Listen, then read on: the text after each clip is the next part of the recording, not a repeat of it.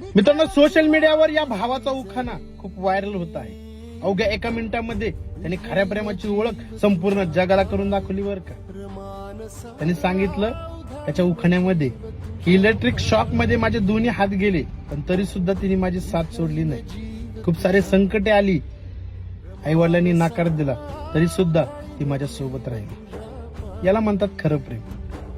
आज या भावाचे दोन हात जाऊन सुद्धा, घरच्यांनी नाकार देऊन सुद्धा त्या मुलीने त्याची साथ सोडली नाही. संकटामध्ये जी तुमच्या पाठीशी ठामपणे उभा राहते ती खरी असते. आता चांगल्या काळात तुमचा हात धरणारे खूप असतात.